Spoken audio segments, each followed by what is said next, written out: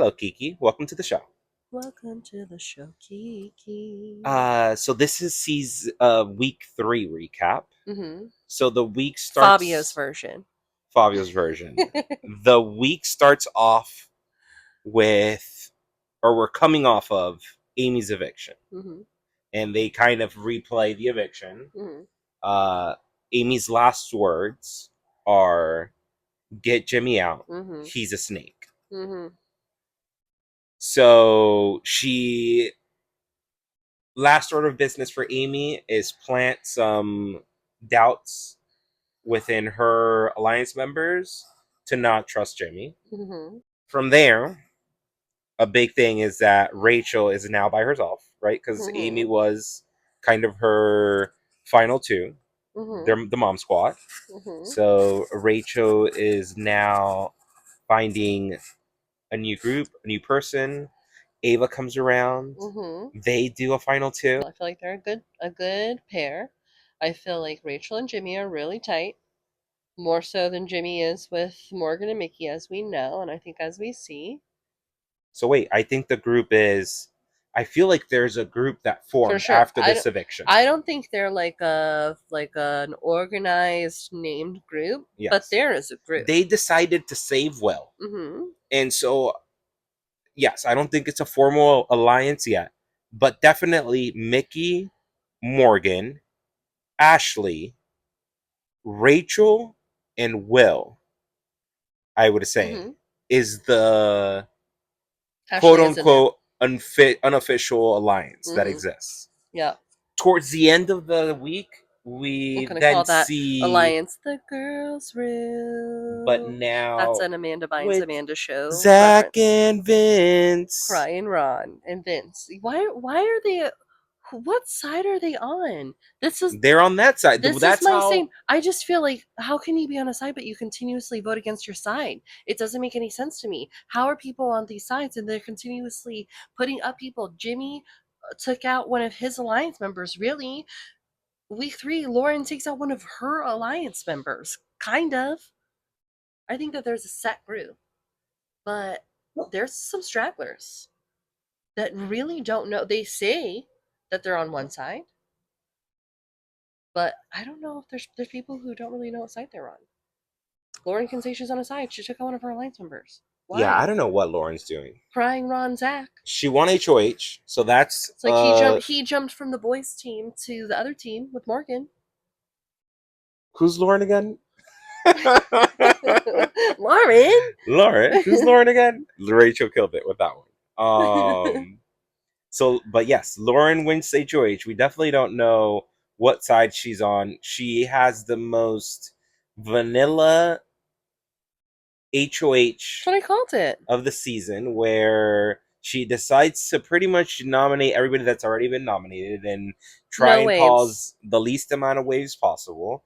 It is interesting that Vince, or Vinny, however you want to call him, kind of has her ear at a certain point and is really That was a surprise. gunning for Ashley to be nominated. Rachel catches wind of this, and so Rachel tries to come in there and convince Lauren to not nominate Ashley, but I think it backfires on her. And Lauren is not convinced based off of Rachel's argument to not put Ashley up. She was still on board with Vince, because that's what Rachel did, right? She kind of started throwing Vince under the bus there. And so Ashley, or sorry, not Ashley, Lauren doesn't buy it. But then that's when I feel like that group gets together. The Morgan, Mickey, Ashley, Rachel, Will group gets together, and they're like, hey guys, we cannot lose another number this week. We need to do everything possible so that none of us goes home. And for sure, I'm assuming through Rachel, the information flows that Ashley's at risk of going up. And Mickey gets to work. And Mickey goes up there and she insinuates to Lauren, hey, if you put Ashley up, you're gonna make a lot of people upset. Mm-hmm. And so that I feel like is what Mm-hmm. ultimately convinces her to not put Ashley up. Mm-hmm. But Oh, I'm then she loving tells Mickey's game. Catherine that she doesn't want to do what everybody else is telling her to do. But Mm-hmm. it's like, dude, too late. At this point, you like wasted your HOH. Mm-hmm. She wanted to get rid of Keanu, Mm-hmm. right? That's what Yeah, but her he original won. target was. Yes. Uh, But it's hard when you only have one target and you don't have a backup plan and you aren't willing to play a kind of messy, kind of chaotic game, which she just wasn't willing to. I called it a vanilla game too. She made easy choices and she let the house decide. Because my biggest argument was she said to Catherine, and I think this is why she's torn. I actually think she wants to be on the other side of the house, but I think that she got in early with Catherine and also like kind of adjacent to the boys' team and with Kallie.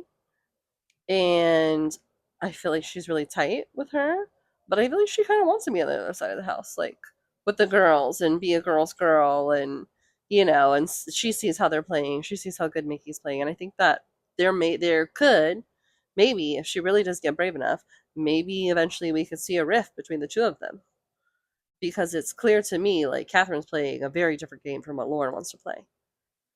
And I feel like that's why Lauren was kind of scared. Because at the end of the day, if she really, like, if they were like, you're really going to vote out one of your alliance members if you let Adrian go home, then why didn't she say, then tie it? yeah, Let me break the tie. For sure. We definitely can't let our number. And she didn't. That's scared playing. That's not somebody who knows what side of the house she's really on.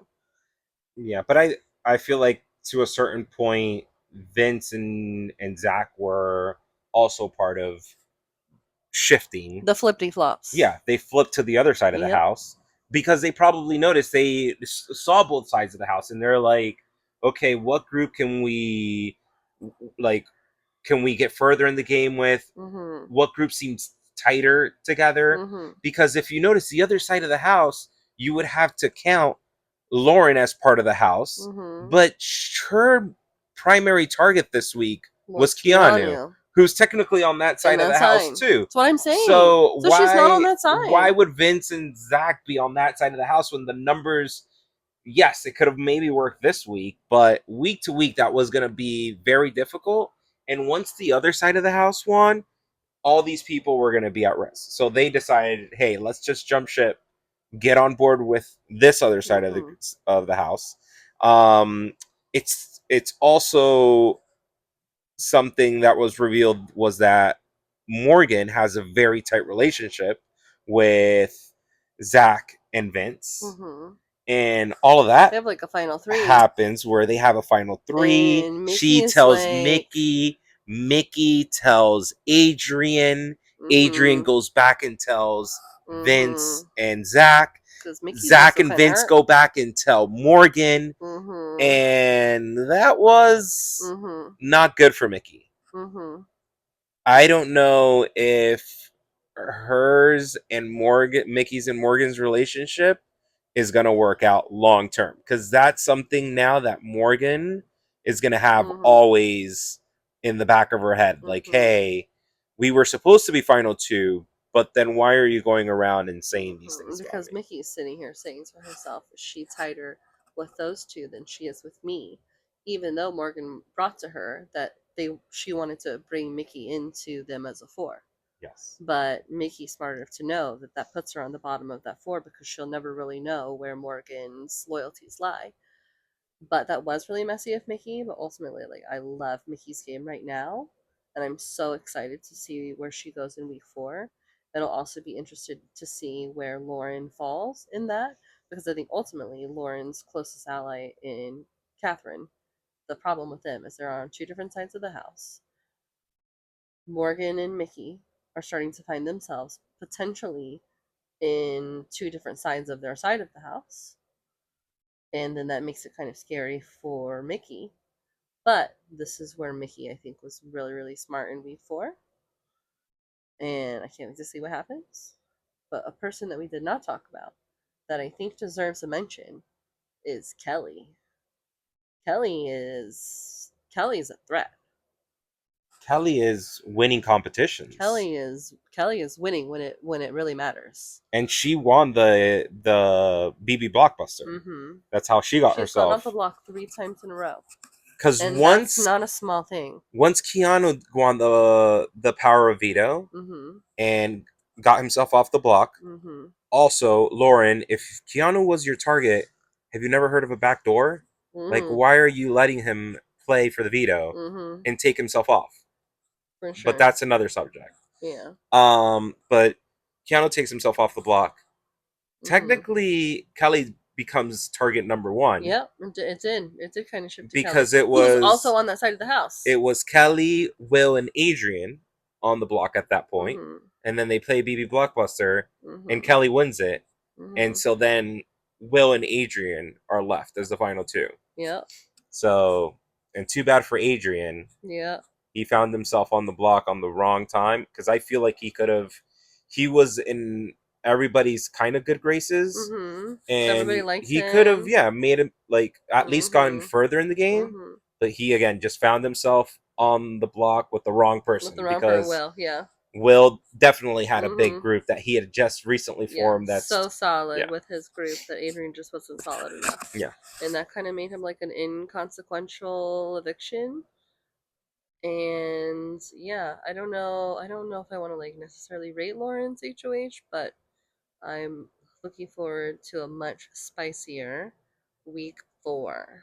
I'm excited for week 4 too. One something that I always want to bring up, I thought about this, is who the floaters of this week were. Lauren, Well, she was HOH. you can still be a floater and be HOH. What did she do? She But floated smack dab down the river. who did we not even mention? Riley, for me, was definitely a floater For sure. this week. For sure. I feel like even Catherine was a bit of a floater because Lauren and her Lauren doesn't even are really care what supposed to Catherine says. be. They were supposed to be like a final two type of situation, and she had like zero say in this whole HOH. Mm-hmm. When I feel like she should have been more involved, If and they're as tight in as she thinks that they Lauren's are, ear, yeah. Vince came in right in there and was really that person that was talking to Lauren and Yeah. kind of strategizing with her. Yeah. And then our girl Ava, I feel like she's just gonna float all season. She's gonna be somebody that is gonna flow with the votes where they're going. Yep. She's not gonna be a part of any real alliance, but she's gonna stick around in the game long enough because she's gonna go with the voting blocks. Maybe her and Rachel can make something happen. For And sure. she's a number. I think she got it with the right person. That was a good move for her to partner with Rachel. If they can continue working that, it'd be interesting to see. She seems like a voice. I mean, even in Keanu's Power Veto win, when he chose Rachel, Jimmy, and Ava to watch the movie, and he said that that was his strategy, was to get in their good graces again. Because I think what Keanu really planned for is that as soon as Rachel walked in the door, I think he thought he was going to be able to be like buddy buddy with Rachel. And I just think like personality wise, they didn't like mesh, even though he probably like really sees value in being a partner with her. Mm-hmm. And so that's why I feel like every single week he's tried something with her. And like first week it worked out, second week he totally flubbed it, third week he's trying again. It's like, please, Rachel, accept me, love me, Love me, let please. me be. And then but like at this point, it's almost He's too late, maybe, or well. he's His just done game, too much. his game is like He flubbed it. yeah. Yeah. Is what's the name? Like it's like radiating, and Yeah, you don't for want to be sure. close to that For because sure, she doesn't. he's But she he's could. self-destructing in a lot of But the she ways that could. he's going about it. He could very easily be that person, as we said in the past, like that person who's such a big target that they just stick around, and maybe there's value in that for Rachel. Yeah. Like, you know, maybe low key, we can figure something out. No one will even suspect it's us that's doing all this stuff. You never know. It never hurts to have as many alliances as possible in this game, I think. And that's really what Vince is doing.